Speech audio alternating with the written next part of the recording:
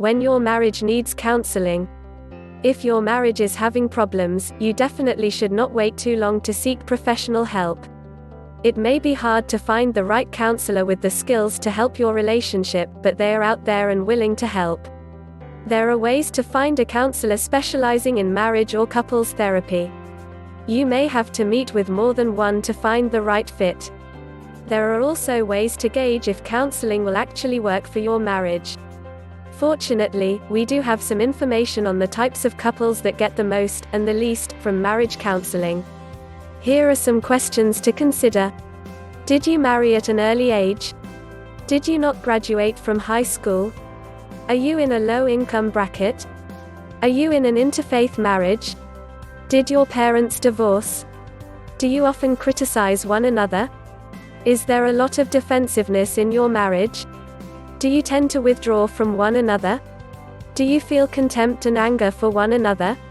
Do you believe your communication is poor? Is there a presence of infidelity, addiction, or abuse in your marriage? If you answered yes to most of these questions, then you are statistically higher risk for divorce.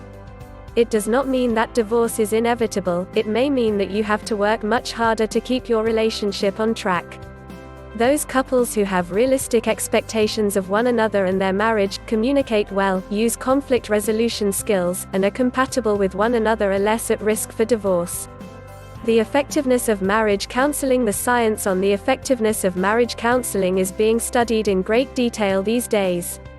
The data from studies has at times been mixed. Some research has shown that marriage counseling is not as effective as people think, that women seem to get more from it than men, and that it might not have a lasting effect on the couple's marriage. Despite this, we think that receiving professional help before problems reach critical stage is very beneficial to a marriage. The most studied and effective form of treatment is emotionally focused couples therapy (EFT), developed by Dr. Sue Johnson. Results also show that this treatment is long-lasting and helpful with those of different ethnic and cultural backgrounds as well. Also, a study by the American Association for Marriage and Family Therapy (AAMFT) showed that in general, families do want therapy and place a high value on the experience. What type of couple gets the most from marriage counseling? Younger couples, non-sexist and egalitarian couples, couples who are still in love with each other, couples who are open to therapy and change, partners willing to look at themselves and their flaws. What type of couple gets the least from marriage counseling?